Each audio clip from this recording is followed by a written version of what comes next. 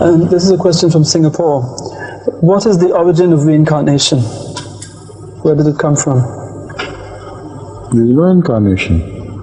No, the theory of reincarnation, where did it originate? It originates from Hindu mythology. In Hindu mythology, an attempt was made to explain the existence of sorrow and suffering, while they also believed that there is one supreme God above their idol gods. They believe they are polytheists, but at the same time they do believe in one supreme being who did not create these lesser gods, but somehow he retained his chiefdom over all the lesser gods. And the lesser gods do not create. It is only the supreme God which sort of creates. Now when I say sort of creates, I'll explain how. Thinking or pondering over suffering and disease and this and that,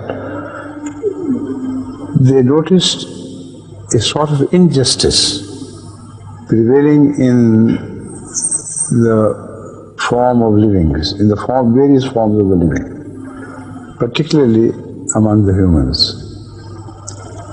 So their sages thought over this question and ruminated it and thought over again and again and again, and they came to the conclusion that the Supreme God, as He is not creator, He cannot be held responsible, number one.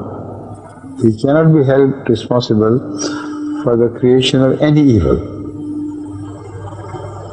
So if He is not the creator, if there is neither evil nor goodness which He could create, then why do we see a multitudinous sea of forms of the living,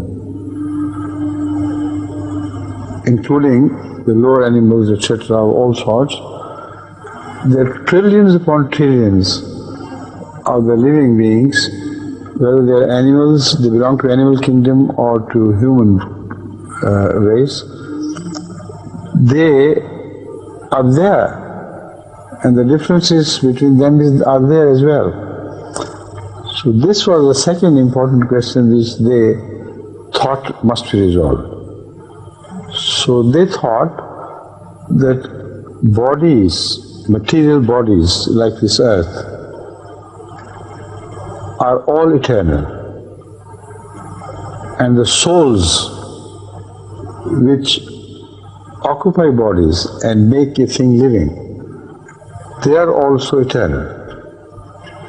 So if souls are eternal and the bodies are eternal, then God is not neither responsible for the nature of souls nor responsible for the nature of the bodies. But what does He do then? How life comes into being? He says He is like an apothecary. He mixes the two,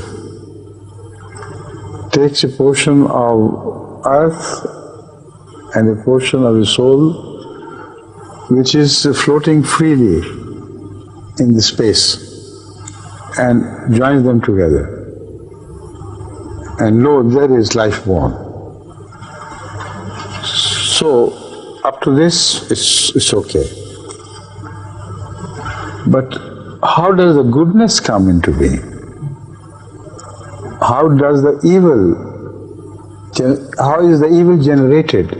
This question is still unsolved.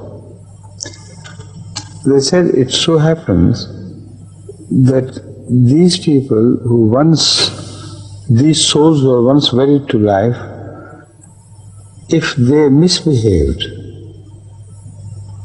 here on earth, then it was their responsibility. So they are punished for their misbehavior by creating them belonging to a lower stratum of life and a lower stratum of society.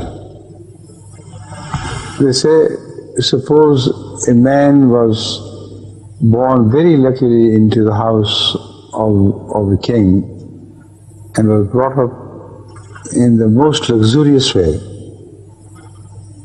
Why was this special treatment to that person? This is because in the previous birth he must have done some good deeds. So it is the reward of the previous birth. But if he himself does evil deeds, he may be born into the form of a dog which may reside in his own house. So it is possible, according to reincarnation, for a king's son to die early.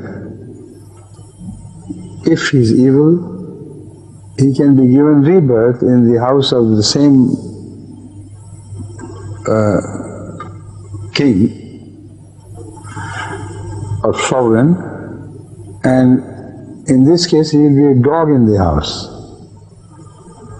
So this is just an example of reincarnation, how it is believed. But how to begin with it, that is the question which they leave unsolved. There has to be a beginning, and if that beginning is initially free of sin or free of evil intentions, etc., then it must give birth to goodness. It can't turn evil. So how the life began? They have attempted to resolve this dilemma by creating a circle. They say these things do not happen from a beginning to an end. These things happen in circles. So the circle has no beginning and no end. You see? So goodness begins to deteriorate and deteriorate further, and out of the other end of the tail is born another good person. So if the tail ends up in a worm, the next generation which the worm will give birth to, because it will be a good saintly worm, would be a human person. So this is the continuation of life. People seldom understand this, and in the West it has become popular only for the reason that they want to relive. But they don't know that if they are evil, as the society today is mostly evil, they may relive in the form of the worm residing in the belly of another human being.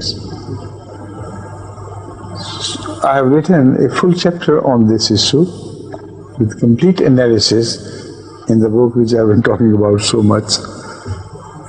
I hope is about to be published, right?